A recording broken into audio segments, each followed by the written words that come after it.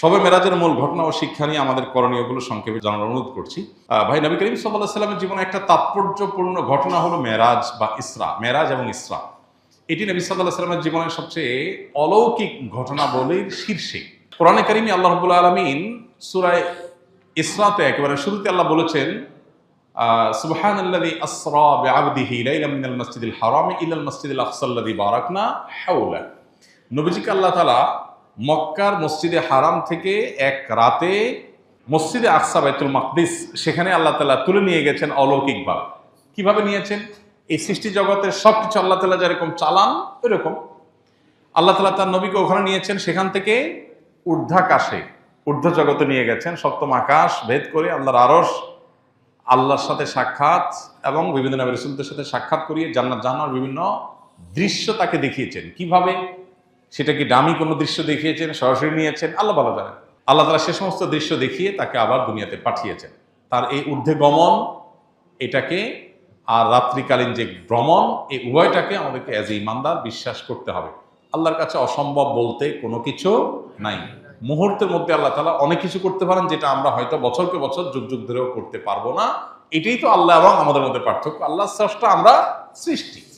অতএব মেরাজের এই ঘটনাকে আমরা একজন ইমানদার হিসাবে বিশ্বাস করতে হবে। তবে এর মধ্যে দুটা পার্ট আছে। একটা ইসরা, অর্থাৎ মসজিদে হারাম থেকে মসজিদে আকসা যাওয়া পর্যন্ত, এটা কোরআনে আছে। অতএব এটাকে অস্বীকার করলে ইমান থাকবে না। আর ওখান থেকে ঊর্ধ্বাকাশে ভ্রমণের বিষয়টা বিশুদ্ধ হাদিসে প্রমাণিত আছে। ওইটা কেউ যদি বিকৃত করে, অস্বীকার করে, ওটার ভিন্ন ব্যাখ্যা করে, তাহলে তাকে আমরা গোমরাহ বলতে পারি, কিন্তু তাকে অমুসলমান বলা যাবে না। মেরাজের সবচেয়ে বড় যে বিষয়টা সেটা হলো, মেরাজ আমাদেরকে অনেকগুলো বার্তা দিয়েছে। প্রথম কথা হলো, আল্লাহর কাছে অসম্ভব বলতে কিচ্ছু নেই। দ্বিতীয়ত, ৫ ওয়াক্ত নামাজের ইবাদত আল্লাহ দেওয়ার জন্য নবীকে ডেকে নিয়ে মেরাজে সরাসরি নির্দেশ করেছেন। অন্য সব ইবাদত জিবরিলকে দিয়ে পাঠিয়েছেন। এখান থেকে বোঝা যায় নামাজের সাথে কম্পেয়ার করার মতো আরেকটা ইবাদত বা ভালো কাজ ইসলামে নাই। মুসলমানের কাছে সবচেয়ে ইম্পর্টেন্ট কাজ নামাজ, কারণ এটাকে সবচেয়ে গুরুত্বের সাথে আল্লাহ তাআলা ফরজ করে দিয়েছেন। মেরাজের অনেক বার্তা আছে। বিভিন্ন রাসূলদের সাথে সাক্ষাতে তারা বিভিন্ন নাসিহা করেছেন। মেরাজে আল্লাহ তাআলা অনেক কর্মের পরিণতি জাহান্নাম হবে সেটা নবীকে দেখিয়েছেন। সেগুলোর উপর আমাদের সতর্ক হতে হবে।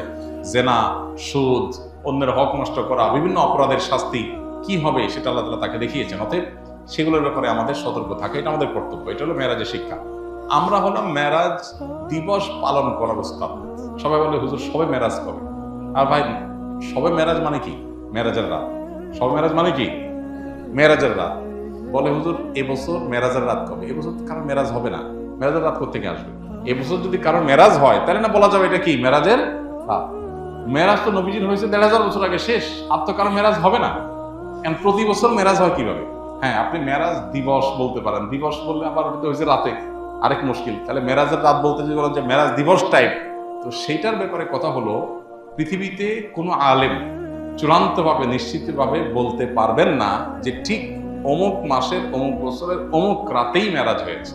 কারণ মেরাজের রাত কোন রাত ছিল, কোন মাসে ছিল, সেটা কি রমজানে, সেটা কি রজবে, সেটা নবী সাল্লাল্লাহু আলাইহি ওয়াসাল্লামের হিজরতের আগে হয়েছে এটুকু নিশ্চিত, হিজরতের ১ বছর আগে, কয়েক মাস আগে, আরো বেশি আগে, কেউ বলতে পারবে না। কারণ এটা নিয়ে ইতিহাসবিদদের নানাবিধ মত পার্থক্য আছে। এখন এখানে একটা বড় প্রশ্ন ওঠে, এটা কোনো কথা হলো? নবীজির মেরাজের রাতের এই তারিখটা সাহাবীরা সংরক্ষণ করে নাই, কেমন কথা? এটার উত্তর হলো, সাহাবীরা আমাদের মতো এত দিবস পূজারী ছিলেন না। আমরা হলাম কি? দিবস পূজারী। মানে কত দিবস পালন করা যায় সেটা খুঁজে খুঁজে বের করা, আর এই দিবস নোট করে করে দিবস উদযাপন করা, এটাতে আমরা যতটা অভ্যস্ত। ১৫০০ বছর আগের পৃথিবীর মানুষ এই দিবস কেন্দ্রিকতা এতটা তাদের মধ্যে ছিল। ১৫০০ বছর তো বহু দূর কি বাত। যাদের বয়স ৪০-এর উপরে বা এই কাছাকাছি বয়স যাদের, বা আরো বেশি যাদের বয়স, এদের একজনেরও দেখবেন জন্মের তারিখে ঠিক নেই। জন্মের ঠিক নাই বলে নাই, কিন্তু জন্মের তারিখের ঠিক নাই। কেন ঠিক নাই? কারণ এখন যেরকম মা বাপ বাচ্চা কয়টা, কয় মিনিটে, কোন দিন, কত সেকেন্ডে হয়েছে এটাও নোট করে রাখে। কারণ তার মনে অনেক শান্তি, অনেক ফুর্তি, পেটে ভাত আছে, অ্যাকাউন্টে টাকা আছে। এই পোলার প্রতি বছর অমুক দিন, এই দিনের এতটা, এত মিনিট, এত সেকেন্ডে এসে ফুর্তি করতে হবে, এই জন্য সেটা সংরক্ষণ করে।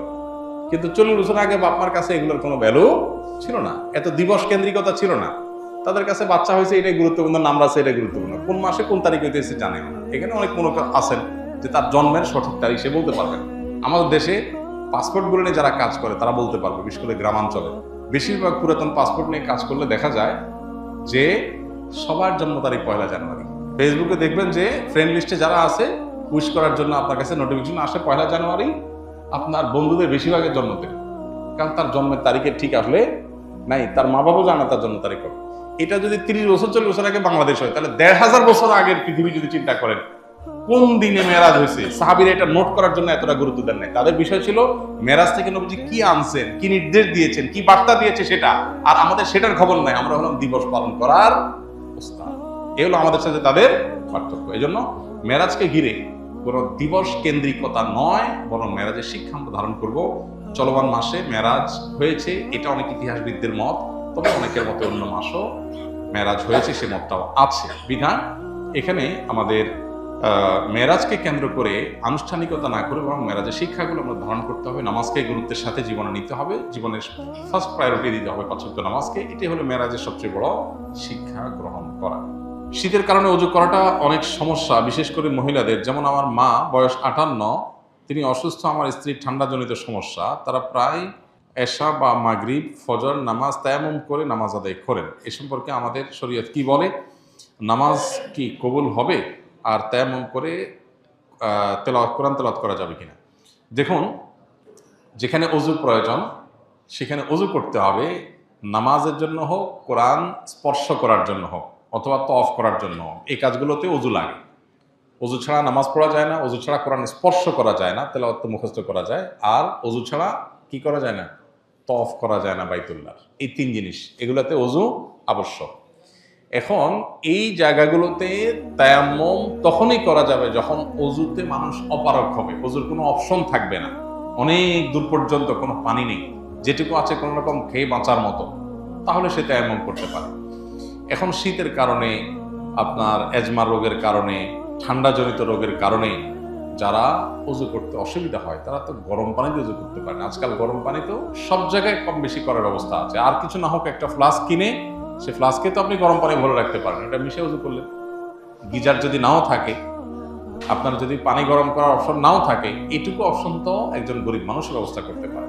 তাহলে গরম পানিতে ওযু করলে তো কারোর অসুবিধা হওয়ার কথা না। যদি কারোর গরম পানিও টাচ করার মতো না, হাত ভাঙা, পা ভাঙা, অপারেশন হয়েছে, ব্যান্ডেজ দেওয়া, পানি লাগানোই যাবে, তাহলে তার জন্য তায়াম্মুমের অপশন আছে। কিন্তু এই যে ঠান্ডাজনিত কারণে তায়াম্মুম শুরু করে দিবেন, এত সহজ না বিষয়টা। বিষয়টা তখনই আপনি করতে পারবেন যখন ওযু করার সকল অপশন আপনার কাছে বন্ধ হয়ে যাবে। আর আরেকটা বিকল্প আছে, মোজার উপরে মাসা করা।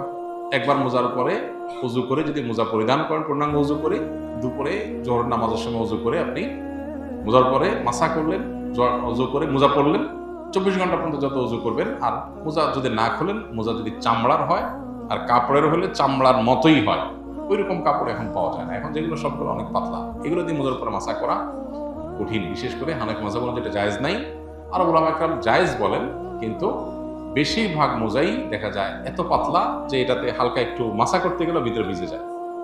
তো যাই হোক, মোজার উপরে মাসা করার মাধ্যমে আপনি 24 ঘন্টা কি করতে পারেন? ওযুর সময় পা না ধুয়ে শুধু মোজার উপর মাসা করতে পারেন। তাহলে যাদের এজমার রোগ আছে, পা ধোয়াটা তাদের জন্য অনেকের জন্য বেশি কঠিন, এটা আপনি করলেন না, আর বাকি অঙ্গগুলো গরম পানি দিয়ে ধুলেন। এই অপশনটা আমরা নিতে পারি।